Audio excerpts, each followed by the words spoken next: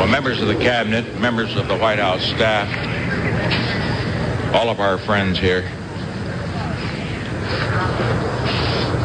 I think the record should show that this is one of those spontaneous things that we always arrange whenever the president comes in to speak. And it will be so reported in the press, and we don't mind, because they've got to call it as they see it. But on our part, believe me, it is spontaneous. You are here to say goodbye to us, and we don't have a good word for it in English. The best is au revoir. We'll see you again.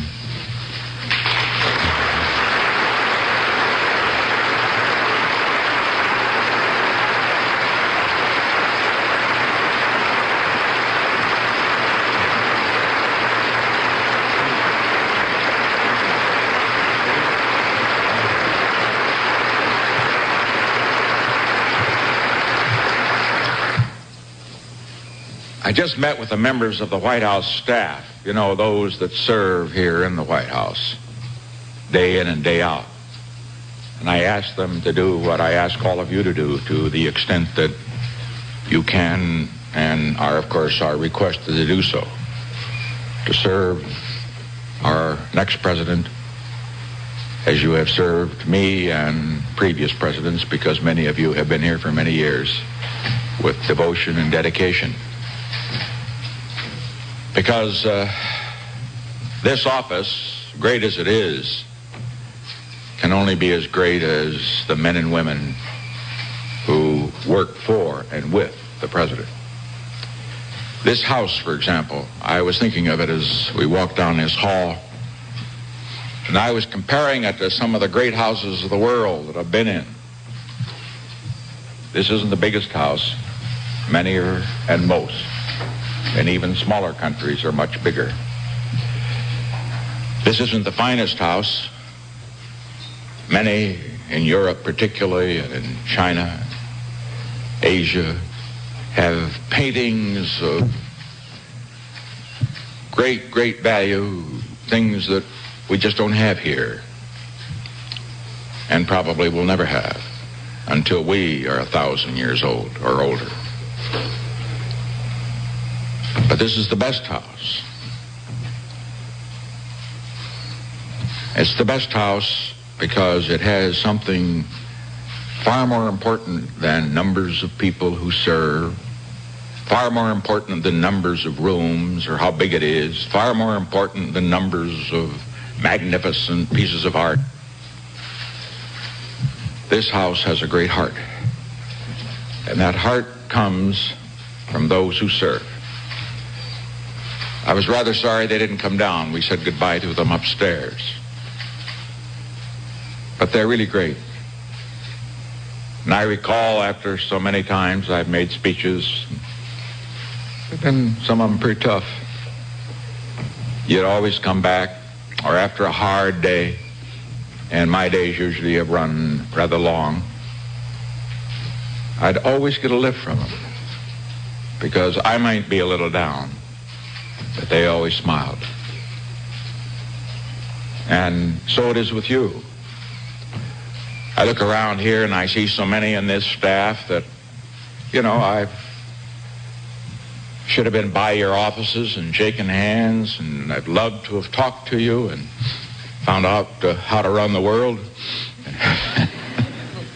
Everybody wants to tell the president what to do. And boy, he needs to be told many times, but I just haven't had the time. But I want you to know that each and every one of you, I know, is indispensable to this government. I'm proud of this cabinet. I'm proud of all the members who have served in our cabinet. I'm proud of our sub-cabinet. I'm proud of our White House staff. As I pointed out last night, sure, we've done some things wrong in this administration. And The top man always takes the responsibility, and I've never ducked it. But I want to say one thing.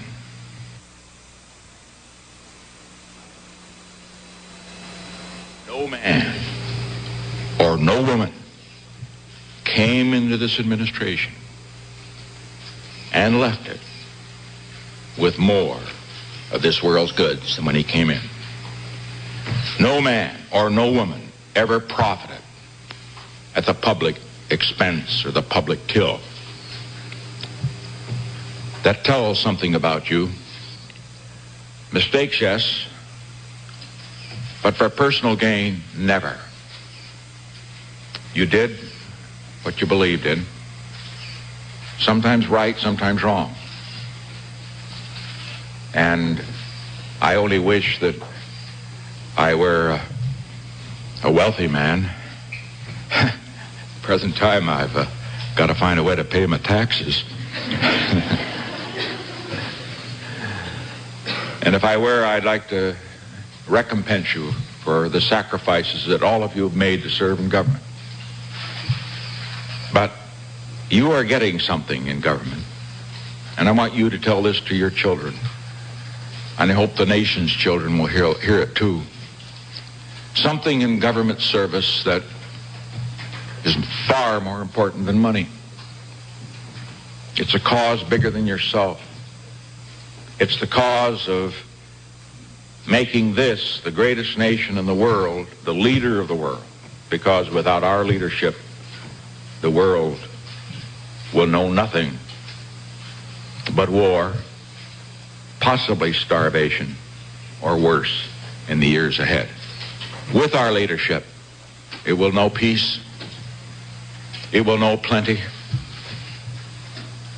We have been generous, and we will be more generous in the future as we are able to. But most important, we must be strong here, strong in our hearts, strong in our souls, strong in our belief, and strong in our willingness to sacrifice, as you have been willing to sacrifice in a pecuniary way to serve in government. Something else I'd like for you to tell your young people. You know, people often come in and say, what'll I tell my kids? You know, they look at government and it's sort of a rugged life, and they see the mistakes that are made. They get the impression that everybody is here for the purpose of feathering his nest. That's why I made this earlier point. Not in this administration. Not one single man or woman. And I say to them, there are many fine careers. This country needs good farmers, good businessmen, good plumbers, good carpenters. I remember my old man.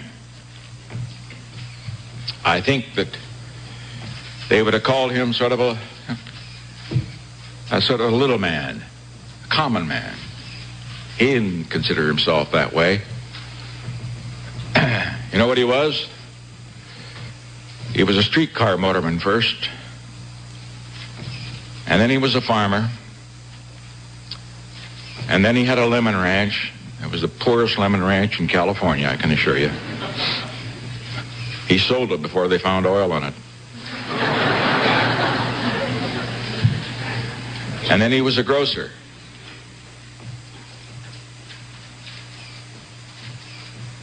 But he was a great man. Because he did his job. And every job counts, up to the hilt, regardless of what happened. Nobody will ever write a book, probably, about my mother. Well, I guess all of you would say this about your mother. My mother was a saint.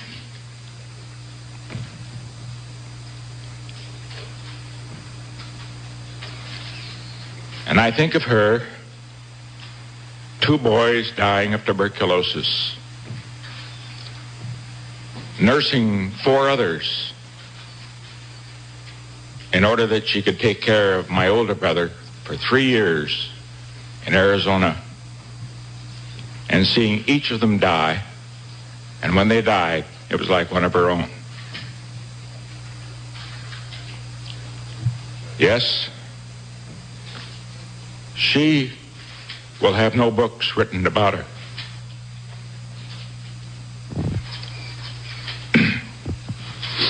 But she was a saint. Now, however, we look to the future. Had a little quote in a speech last night from T.R. As you know, I kind of like to read books. I'm not educated, but I do read books. And the T.R. quote was a pretty good one. There's another one I found as I was reading my last night in the White House. And this quote is about a young man. He was a young lawyer in New York.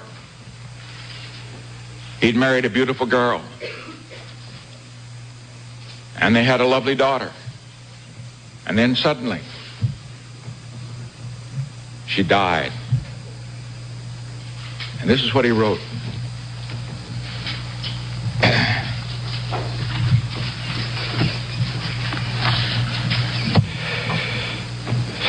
This was in his diary.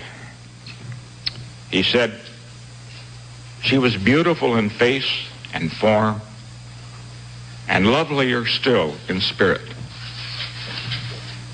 As a flower she grew, and as a fair young flower she died. Her life had been always in the sunshine. There had never come to her a single great sorrow. None ever knew her who did not love and revere her for her bright and sunny temper and her saintly unselfishness. Fair, pure, and joyous as a maiden, loving, tender, and happy as a young wife, when she had just become a mother, when her life seemed to be just begun, and then the years seemed so bright before her, then by a strange and terrible fate, death came to her. And when my heart's dearest died, the light went from my life forever." That was T.R. in his 20s. He thought the life had gone from his life forever, but he went on.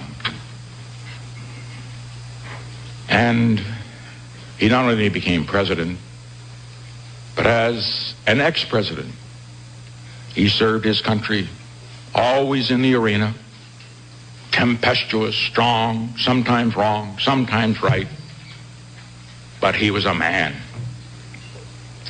And as I leave, let me say, that's an example I think all of us should remember. We think sometimes when things happen that don't go the right way,